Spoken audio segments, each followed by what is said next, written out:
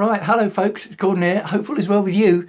This is my second go at doing this live video because the last one I finished after 9.5 minutes and LinkedIn decided not to post it.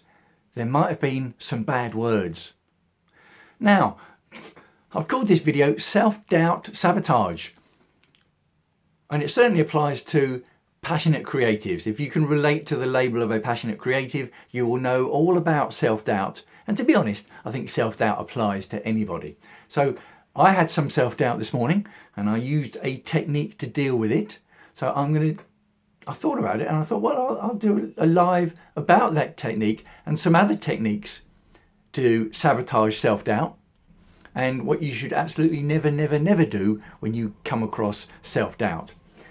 So I'm dealing with sabotaging self-doubt rather than the sabotage that self-doubt can and will wreak, because self-doubt will sabotage your dreams, your goals, your passions, your hopes, your ambitions if you let it. So the first thing you should never ever do with self-doubt is let it sabotage your hopes, your dreams, your passions, your goals, your actions, your life, because it can and it will if you give in to it. So if you find yourself thinking, I'm scared, I don't want to do it, I'm not good enough, I'm going to fail, people are going to judge me, there's other people better than me, if you think all that and give in to it, then you won't take any action and self-doubt will have won. So that's the first thing you should never ever do with self-doubt. The second thing of two that you should never do with self-doubt is try and force it away. Because much like adrenaline, and a lot of self-doubt is tied in with adrenaline surges, if you try and force it away, what you actually produce is more adrenaline, more of the same feeling. Oh, I'm trying to force it away. Why hasn't it gone away? Oh, it's worse. So it just gets worse. Don't try and force it away. You have to try and sabotage it using the techniques. Now, there are lots of different techniques and I've used all of them to great effect. But it depends what your circumstance is. Some of them might not be appropriate for the circumstance that you're in when you come across the self-doubt. But all of them are dependent on being aware of it.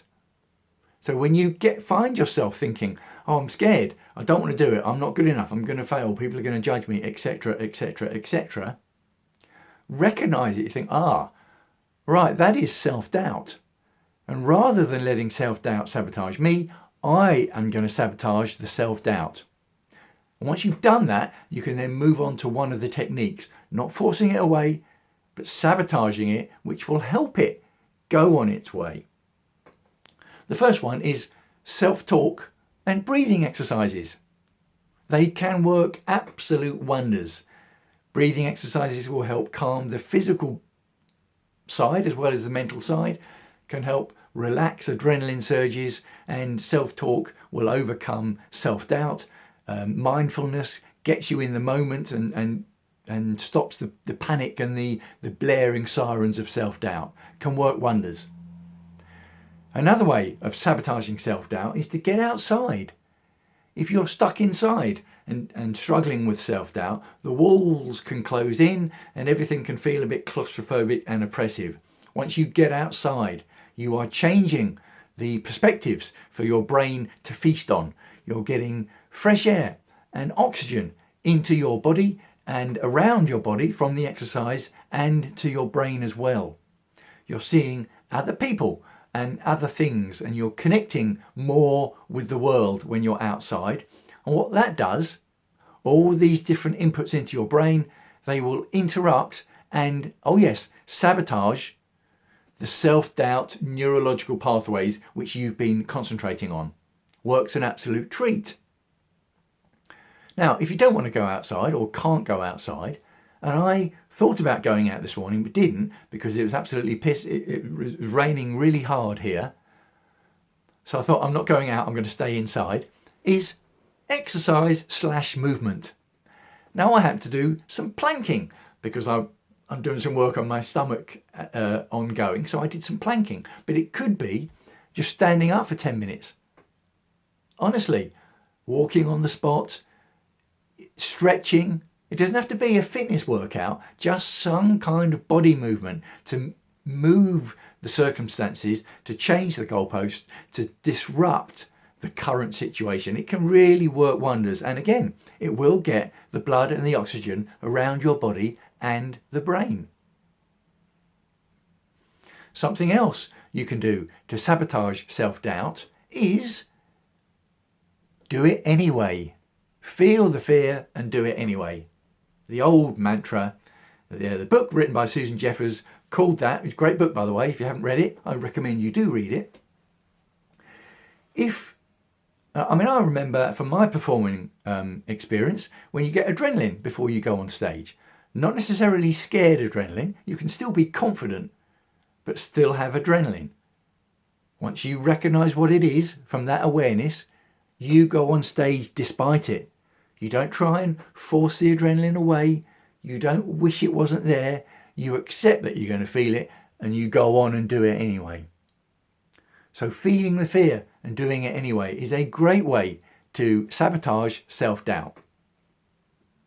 So we've had self-talk and breathing exercises. We've had getting outside. We've had movement and exercises inside and doing it anyway. All of those four, let me tell you, will sabotage self-doubt. They will stop you giving in to self-doubt. They will stop self-doubt winning. And the more you do those, they take some practice, but the more you do them, the more you can call on any or all of them much more easily in the future. So let me know what you think. I've kept this video a little bit shorter than the 9.5 minutes last time because it didn't post last time. And if it's going to not post again, I don't want to use more bad words. Let me know what you think. Let me know about the 2 ways that I think you should never deal with self-doubt, and the 3/4 ways that I use and suggest you should try, if you haven't tried them, to sabotage self-doubt. I'd love to see your comments below wherever you happen to be seeing this video. Don't forget to connect. If you're watching this and we haven't connected, do hit that connect button. I accept all connections. Signing off for now, wishing you as ever health and happiness. I'll speak to you again soon.